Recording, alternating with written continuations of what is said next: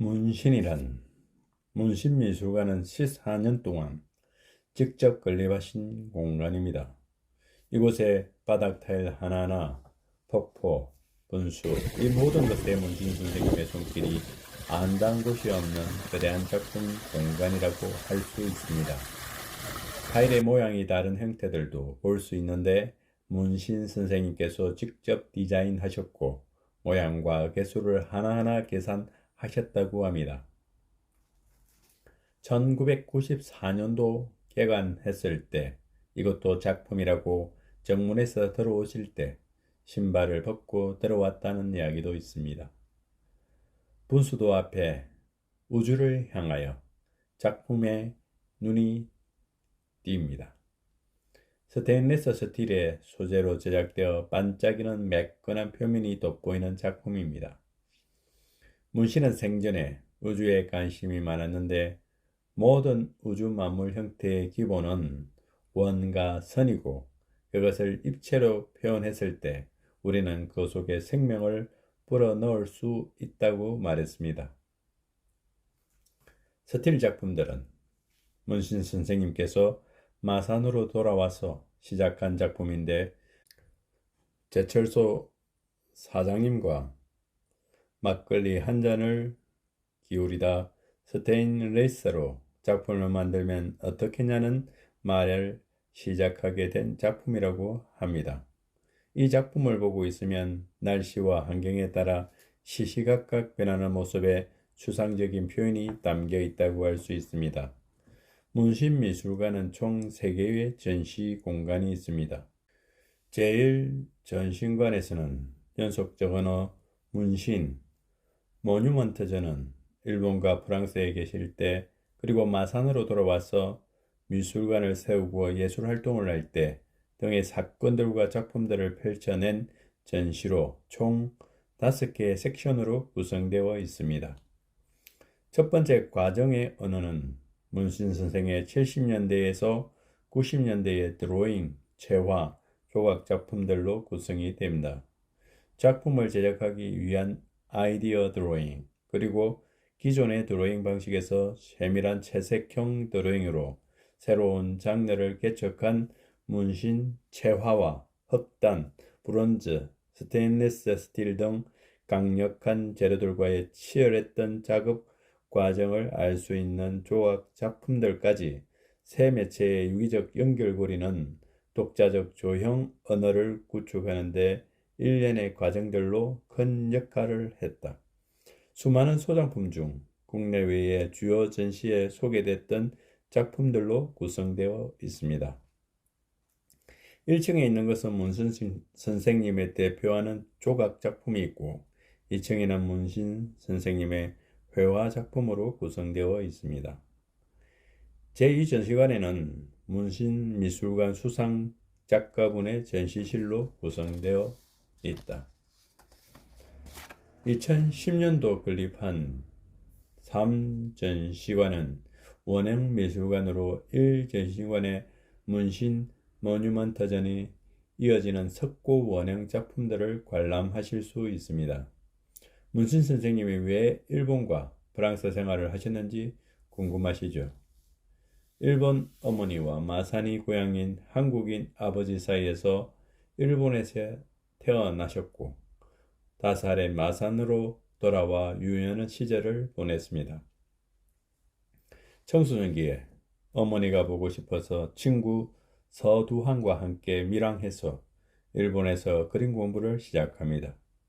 그리고 다시 영화관판에 그림을 그리는 아르바이트를 해서 돈을 모으고 생계를 유지했다고 합니다. 그리고 조금씩 모은 돈을 할머니에게 보내서 마산의 현 위치의 땅을 사기 시작했다고 합니다. 해방 이후 한국에 돌아왔을 때는 그때는 화가로 활동하셨습니다.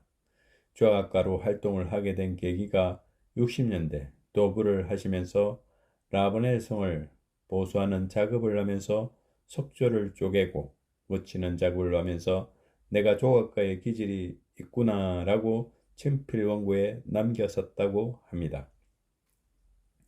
그때 이후로부터 조형예술이라고 석고를 발라서 만든 효각 작품을 발표하시고 고체 행상의 모양에 첨착하셔서 작품을 만들어 내셨습니다. 70년대, 80년대 프랑스에서 유명한 활동을 하셨고 국내에서 알려진 올림픽 1988을 발표하면서 문신 선생님의 작품이 굉장히 세계적으로 두각을 나타냈다고 합니다.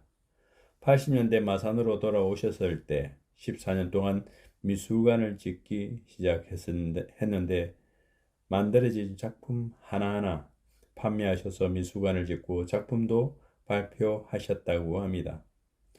94년도에 건립이 완공되어 2004년도에 시립으로 기증을 받아서 지금은 창원시립 마산 문신미술관이 되어 운영되고 있습니다. 문신의 작품 중에서도 유독 대중의 많은 사랑을 받았던 작품 중 하나인 개미라는 작품입니다. 크고 작은 세 개의 원과 그것을 연결하는 두 개의 직선, 단순하고 순수한 조형적인 구상에서부터 출발하여 어떤 형태의 변화를 가미하게 되고 서서히 다양한 상징과 감정을 담은 문신만의 독창성이 담긴 작품 개미로 완성됩니다.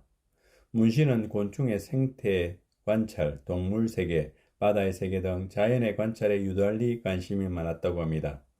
이 작품은 처음 완성되었을 때의 제목이 없었으나 이후에 파리 살롱전에 전시됐을 때 작품을 본 프랑스인들이 붙여준 이름이라고 남겨져 있습니다. 1층에 하나가 되다. 작품은 원과 선의 입체화라는 점에서 이 작품 역시 문신의 다른 작품과 동일 선상에 놓이지만 네잎클로버의 형상을 띤 4개의 원을 하나의 선으로 묶어 놓고 이에 하나가 된다라는 제목을 붙임으로써 많은 의미를 생각나게 하는 작품입니다. 작품을 보면 마치 데칼코마니 같은 느낌이 들죠. 하지만 자세히 작품을 보면 윗부분이나 중앙부분 그리고 끝부분에서 미세하게 다른 점을 알 수 있습니다. 이 아름다운 균형을 문신 시메트리라고 부르기로 했답니다. 시메트리는 문신 고유의 기법으로 좌우 대칭 기법을 시메트리라고 하는데 시메트리는 안정감을 느끼게 하고 결국 우리 시각에 보이는 것은 모두 시메트리다. 자연 만물이 시메트리라고 생각한다라고 문신 선생님께서 말씀하셨습니다. 이처럼 문신 선생님의 작품에는 시메트리를 표현하여 작품의 자연과 원초적인 생명성을 느낄 수 있다는 것이 문신 작품의 가장 큰 특징이다. 이 청에는 두 번째 변화의 언어에서는 해방 후 1940년, 1950년대의 회화 작품부터 더블 후 1970년, 1980년대 회화 작품까지 문신 회화의 시기별 변화 과정을 알아볼 수 있는 전시로 구성했다.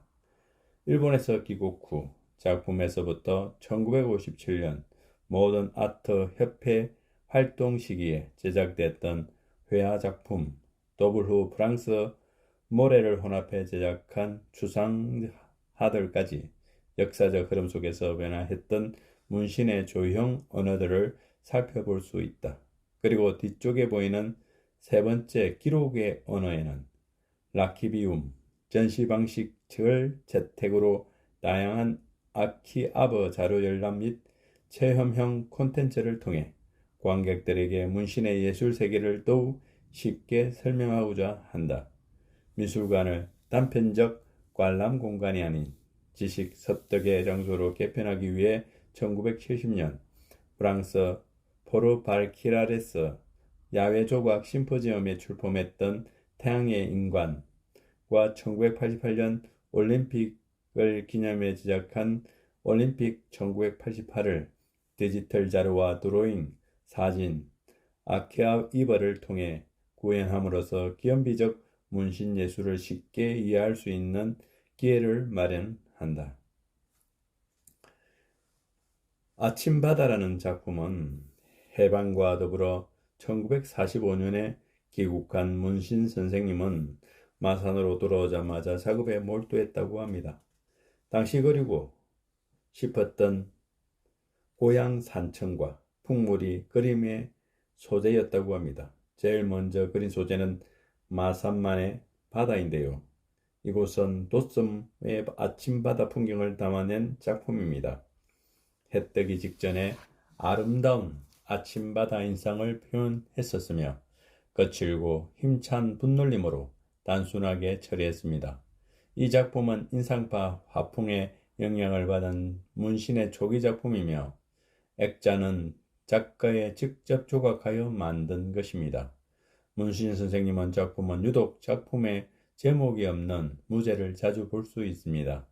선생님께서는 작품의 제목을 정하지 않은 것은 관람객들로 하여금 작품에 대해서 좀 더 상상할 수 있도록 작품의 제목을 정하지 않았습니다. 원형미술관으로 가면 국내 유일한 석고 원형 전시관이 있습니다. 여기서는 하얀색의 석고 원형 작품들이 전시되어 있는데요.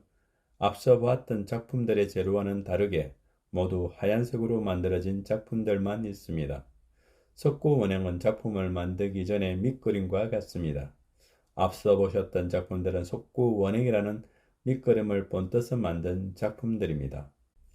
5번째, 섹션 구성의 언어입니다.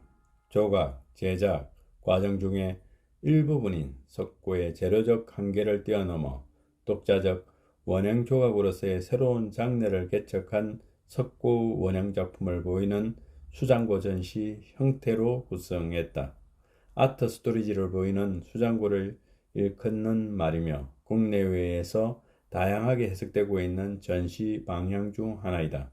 기존 전시장의 한계로 지적됐던 한정된 작품의 관련 기회를 수장형 수납장 및 쇼케이스 등의 다양한 장치를 통해 관람 작품 수를 확대하고 각종 아키이브 자료를 전시에 활용해 미적 체험을 확장할 수 있는 전시 방식으로 채택했다. 문신 선생님의 석고 원형만을 위한 미술관을 가지고 있는 이유는 석고 원형이 단순한 그림의 밑그림에 그치지 않고 원형 자체로 한 분야의 작품 세계로 인정받아 생전에 문신 선생님의 애착을 가졌던 작품들입니다. 문신의 석고 원형은 다른 석고 원형과 다르게 철심의 망을 덮어 석고를 발라 마무리하는 것이 특징입니다. 특히 양손을 사용하여 균형을 맞추고 창조하는 과정에서부터 균형을 잡아 작업의 과정까지도 작품의 특징이 담겨 있다고 할 수 있습니다.